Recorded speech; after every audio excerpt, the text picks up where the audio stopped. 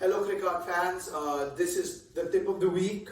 It's been long, we've been working pretty hard to get you good content and here we are. And today we're going to be talking about how to choose your cricket bat. Obviously when you're out there and if you're a batsman, your bat is the only one that's with you. And I think it's by far the most important thing that you can have in your kit. It's your only partner in the field and it's your weapon. So today we're going to be discussing on how to choose your cricket bat.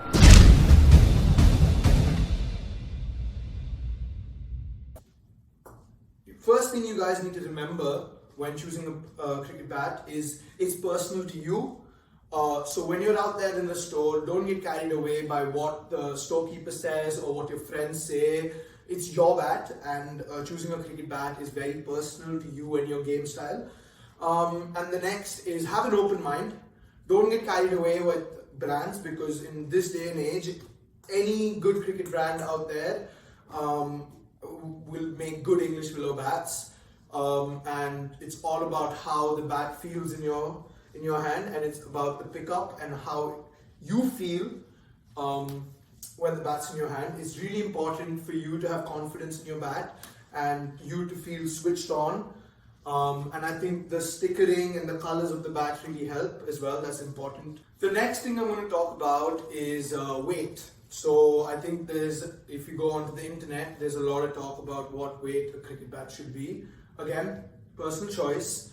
And I don't really like to get into the numbers of the weight of the cricket bat, but I think knowing your range is important for a good starting point. So my bats personally tend to go from 1.24 to 1.27, which is relatively light.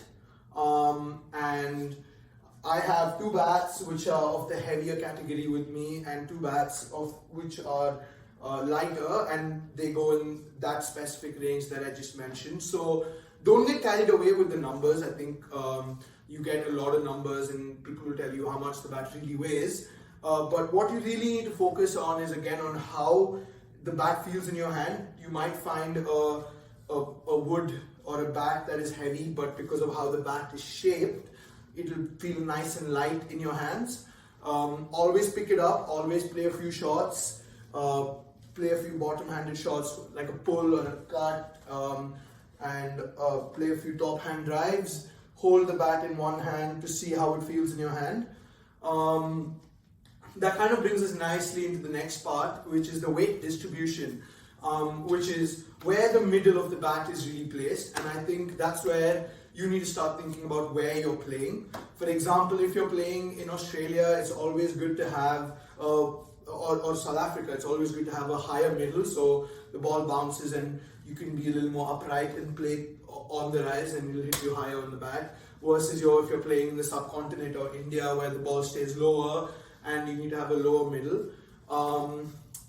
Yes, so again, have a basic number in your mind. Go check out if it's your first time. Check out how much your bat should weigh when the first time you pick up a bat. And if you already have a bat, go to a bat store and measure the weight and just keep it in your mind. But that's only your starting point. The next thing I'd like to talk about is the pros and cons of having a heavier bat as compared to a lighter bat. So I think when it comes to a lighter bat, it's easier for you to generate bat speed. So you see a lot of modern day international cricketers that go for a little lighter bat so that they can generate good bat speed. It's also easier for you to quickly change or maneuver the bat to counter for swing. And when it comes to the heavier bats, like this one I have here, it's much heavier than that, again in the range of my bats. It's good for probably if you're going into the death overs where you want to spank it. Obviously more wood means that you can generate more momentum on the ball. Of course, you need to be much stronger to generate good bat speed, and you won't be able to maneuver your bat as well as possible. But again, guys, when it comes to weight, it's all about how you feel and how the bat feels in your hand. The next thing I'd like to talk about is the grains. So again, you have a lot of talk about how many grains a bat should have, and stuff like more number of grains is better, it lasts longer. I personally feel that's a myth that storekeepers say, and grains really don't matter. And it doesn't really determine the life of the bat. What actually determines the life of the bat is you and how you take care of your bat. Slightest cracks, always thread it, always give it to a bat repair. Take care of your bat, guys. If you take care of your bat, the bat will take care of you. Coming to the wood of the bat and how you select good wood, always a good idea is to tap a few balls, see how it sounds. That's really nice wood there. You want the sound to be crisp, but not too damp and not too dry as well. Always see the color of the wood. You don't want it to be too pale. That means it's a little dry. Always suggest to put some oil when it's a little dry. You want it to be nice and soft before it's ready to play. Knock it in and then take it in. A lot of people say that bats are pre-knocked. Don't believe that. Always give it a good knock. And yeah, so you don't want the bat to be too damp or too dry. A good idea is to keep your bat next to your bathrooms as well, because it takes the moisture onto the bat. That's a good way to keep your bat nice and moist. And take care of your bat. So grains, I feel, is a myth. I personally go for something 10 to 12 grains, 13 grains. It doesn't really matter. Always knock the ball, see how it feels. You want a nice crisp sound, nothing too dull, nothing too sharp. The final thing I'd like to talk to you guys about while choosing a cricket bat is your handle. I think handle is really essential in how you select a bat. I know a lot of cricketers who actually use the same handle in every bat, so they get it removed after they've done using a bat and fix it back in. Yes, I think the handle is the part of the bat that you have contact with, and it depends a lot. The shape of the handle again depends on your game style. If you're a predominantly top hand player, I would go for a thinner handle at the top, because you can grip the bat really well with the top hand, and something that widens up or ovals down round to get your nice pinch grip going, so that you can control with your top hand.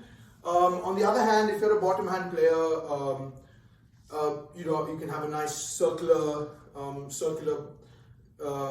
handle where you can grip tightly from both hands and swing hard. So you get a lot of talk about the number of grips.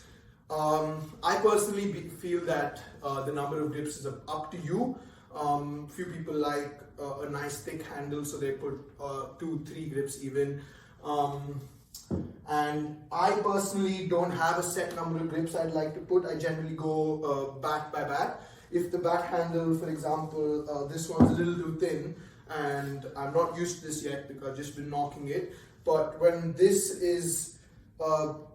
I take this into the game, because the handle is a little thin, I double grip this. For example, this one, it already has a pretty thick handle for me, so I wouldn't double grip this one. So I think the few points that you need to remember while choosing a bat is it's personal. Always see how it feels. Don't get carried away with the brand or the weight of it. Use the weight as a starting point. And take care of your bat.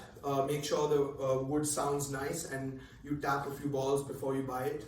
Knock the bat well before you take it in. Oil it, take good care of it, and enjoy playing, guys. This is Crickheart.